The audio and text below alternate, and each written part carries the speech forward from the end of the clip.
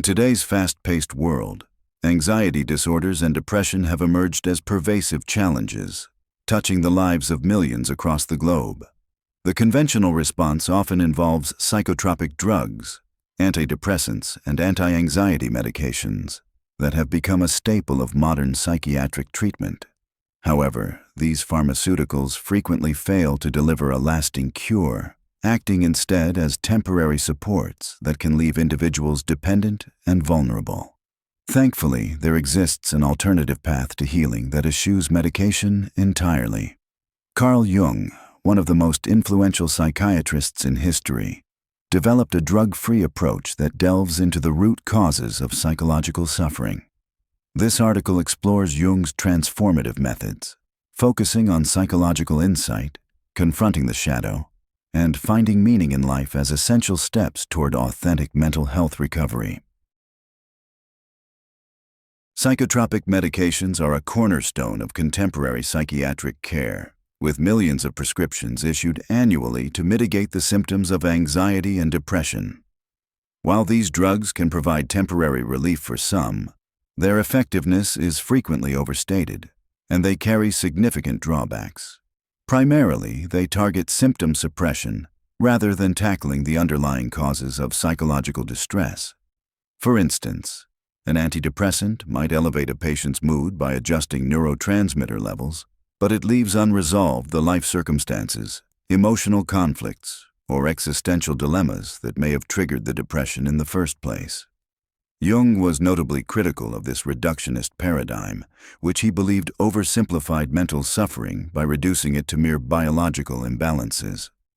In The Symbolic Life, he observed, the elite still cling firmly to the notion that anxiety disorders originate in alterations within the brain. Unfortunately, many run-of-the-mill doctors still swear by this gospel to the detriment of their patients, whom our age produces in swarms. Nearly all these patients have been convinced by the medical dogma that their sickness is of a physical nature.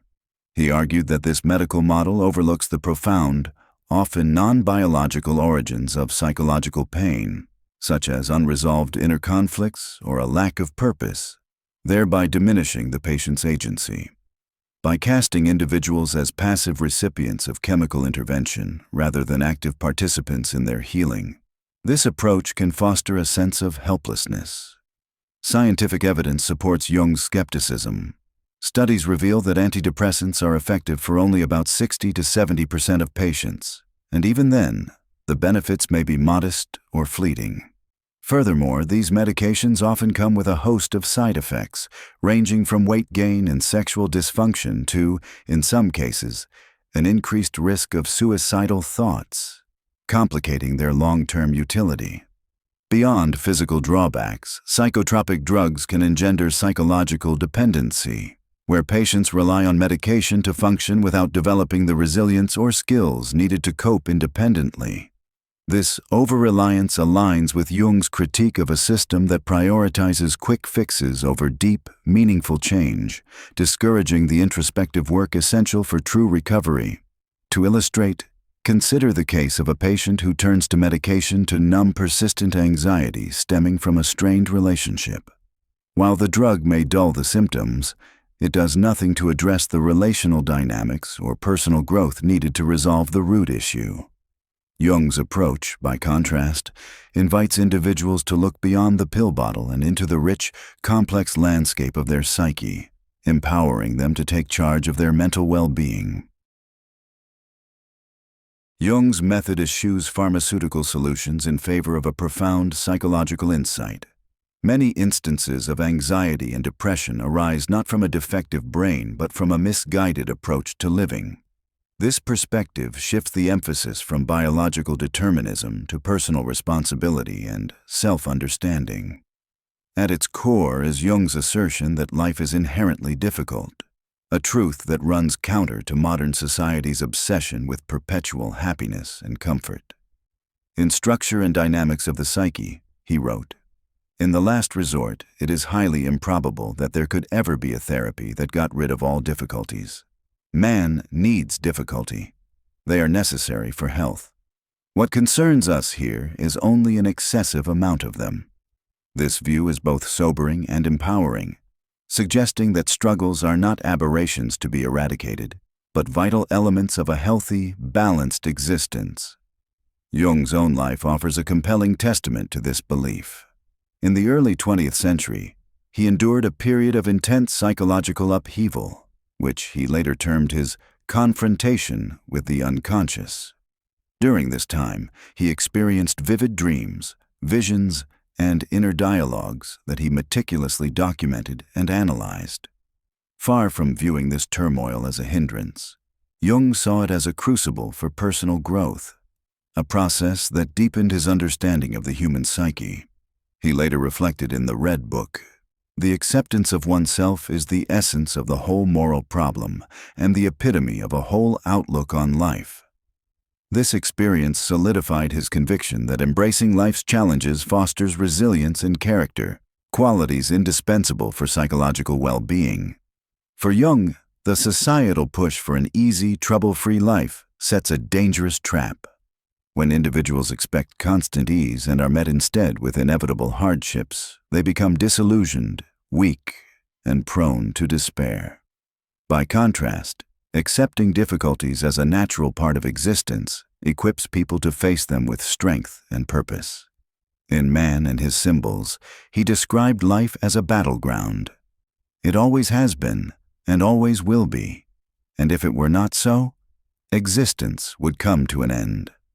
This metaphor underscores his belief that struggle is not only unavoidable but essential to a meaningful life.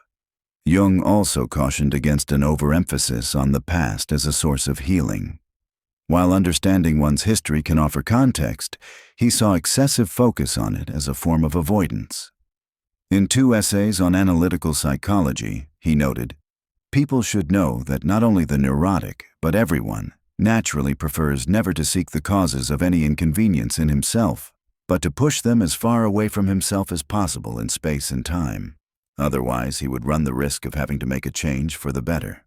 For example, someone might endlessly dissect their childhood to explain current failures, perhaps blaming distant parents for their inability to form connections, rather than addressing present behaviors and choices. Jung insisted that genuine transformation occurs in the now, through active engagement with today's challenges rather than dwelling on yesterday's wounds. To apply this insight, one might reflect on a current difficulty, say a demanding job, and instead of wishing it away, consider how it might strengthen their patience or problem-solving skills. This shift in perspective, rooted in Jung's philosophy, lays the foundation for lasting psychological resilience. Building on this psychological groundwork, Jung introduced a practical step: confronting the shadow. In Mysterium Conjunctionis, he declared, "The first requisite of any thorough psychological method is for consciousness to confront its shadow. The shadow encompasses the aspects of our personality we suppress or deny, traits deemed unacceptable due to shame, fear, or societal norms. It is the hidden self we obscure from others and often from ourselves. This concept is dynamic, forming over time as we internalize what is good or bad. A child scolded for showing anger, for instance, might bury that emotion, relegating it to the shadow. Over years, these repressed elements, anger, envy, greed, laziness, or even stifled creativity, coalesce into a potent unconscious force that shapes our actions in subtle, often destructive ways. Jung elaborated in Psychology and Religion, "There can be no doubt that man is, on the whole, less good than he imagines himself or wants to be. Everyone carries a shadow, and the less it is embodied in the individual's conscious life, the blacker and denser it is. The shadow isn't merely a repository of flaws. It also harbors untapped potential, qualities like assertiveness or passion that were discouraged but could enrich our lives if reclaimed. Ignoring these aspects doesn't erase them. It allows them to fester in the unconscious, where they can erupt unpredictably." Confronting the shadow serves multiple purposes. First, it grants control over these hidden traits. As Jung noted in Mysterium Conjunctionis, anything conscious can be corrected, But anything that slips away into the unconscious is beyond the reach of correction, and its rank growth undisturbed is subject to increasing degeneration. Happily, nature sees to it that the unconscious contents will erupt into consciousness sooner or later and create the necessary confusion. By acknowledging a tendency towards selfishness, for example, one can temper it rather than letting it sabotage relationships unconsciously. Second, the shadow holds latent strengths. In psychology and religion, Jung observed, the shadow is merely somewhat inferior, primitive, unadapted, and awkward, not wholly bad. It even contains qualities which would in a way vitalize and embellish human existence, but convention forbids. A person who has suppressed their creativity due to practicality might rediscover it, channeling it into art or innovation that enhances their life. Jung proposed practical ways to engage the shadow. One method involves examining projections. Those qualities in others that provoke strong emotional reactions often mirror our own disowned traits. If someone's arrogance triggers intense irritation, it might reflect a rejected ambitious streak within oneself. Jung wrote in Ion, with a little self-criticism one can see through the shadow, urging honest introspection about our motives and reactions. Practical exercises can deepen this process. Keeping a journal of moments when others' behaviors spark disproportionate anger or envy can reveal shadow elements. Alternatively, Jung's technique of active imagination, dialoguing with inner figures through writing or visualization, can bring these traits to light. As he famously stated in Psychology and Alchemy, one does not become enlightened by imagining figures of light, but by making the darkness conscious. Integration doesn't mean unleashing every impulse. Rather, it involves recognizing these facets and expressing them constructively. A repressed aggressive streak, once acknowledged, might fuel healthy assertiveness instead of passive-aggressive outbursts.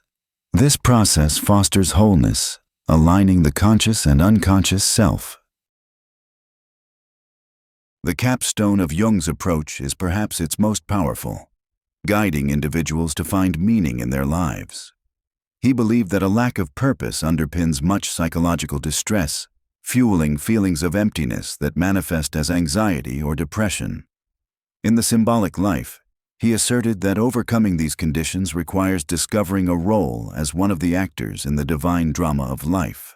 For Jung, meaning is not an optional luxury, but a fundamental need. Without it, people languish in a void, prone to despair or compulsive behaviors, seeking fleeting distractions to mask their inner unrest. Jung's encounter with a Pueblo tribe chief in the early 20th century vividly illustrates this principle. The chief shared, "We are the sons of the Father, the Son. We must help him daily to rise over the horizon and to walk over heaven. And we don't do it for ourselves only. We do it for America. We do it for the whole world." Jung was struck by the chief's serene dignity, noting, "These people have no problems. They get up in the morning with a feeling of their great and divine responsibility. They are the sons of the Son, the Father, and their daily duty is to help the Father over the horizon, not for themselves alone, but for the whole world. You should see these fellows. They have a natural, fulfilled dignity." Unlike many Westerners plagued by neuroses, the Puebloans thrived, their lives suffused with purpose. Contrast this with a Western woman Jung described in The Symbolic Life, a compulsive traveler whose existence he called utterly, grotesquely banal. He recalled, "I was amazed when I looked into her eyes, the eyes of a hunted, a cornered animal, seeking, always in the hope of something. She is possessed. And why is she possessed? Because she does not live the life that makes sense. Her relentless pursuit of travel, relationships, or material gains betrayed a deeper hollowness, a void Jung believed only meaning could fill. Meaning, however, is deeply personal. Jung didn't advocate adopting the Puebloan cosmology, but encouraged each person to uncover their own purpose. He mused, "But if she could say, 'I am the daughter of the moon,' Every night I must help the moon, my mother, over the horizon. Ah, that is something else. Then she lives. Then her life makes sense, and makes sense in all continuity, and for the whole of humanity. This might manifest through creative outlets, writing, painting, or music, that allow individuals to leave a unique mark on the world. Others might find it in service, such as volunteering, mentoring, or nurturing loved ones. Spiritual practices like meditation or prayer can also connect one to a transcendent sense of purpose. Jung's concept of individuation ties this pursuit to psychological wholeness. Individuation is the lifelong journey of integrating all aspects of the self, conscious and unconscious, to become a fully realized individual. Discovering one's unique calling is central to this process, requiring introspection and courage. Practical steps can initiate this journey, reflecting on activities that ignite passion or fulfillment, or identifying core values that resonate deeply. For instance, someone might realize that teaching others brings them alive, prompting them to pursue mentoring as a source of meaning. As Jung wrote, "That gives peace, when people feel that they are living as actors in the divine drama." Without meaning, Jung warned, individuals fall into a cycle of compulsive seeking, chasing wealth, status, or fleeting pleasures to escape life's banality. Yet these pursuits rarely satisfy, leaving a lingering sense of futility. True fulfillment arises from knowing one's life matters, that it contributes to a greater narrative. For those who embrace this quest, Jung promised a fulfilling life. For those who don't, years or decades of pointless suffering loom. Carl Jung's drug-free approach to treating anxiety and depression stands as a powerful counterpoint to the pharmaceutical status quo. Through psychological insight, he teaches us to embrace life's difficulties and anchor ourselves in the present, setting the stage for transformation. Confronting the shadow enables us to integrate our hidden selves, reclaiming control and unlocking potential. And finding meaning converts suffering into purpose, offering a durable remedy for psychological pain. In an age enamored with instant solutions, Jung's method demands dedication and self-reflection, yet its rewards are profound. It targets not merely symptoms, but the essence of mental distress, guiding individuals toward a richer, more purposeful existence. As he affirmed in The Symbolic Life, "I am only concerned with the fulfillment of that which is in every individual. That is the problem of the true Pueblo, that I do today everything that is necessary so that my Father can rise over the horizon." For those willing to walk this path, Jung's wisdom endures, illuminating a route to healing that transcends the limits of medication and restores the human spirit to its fullest expression.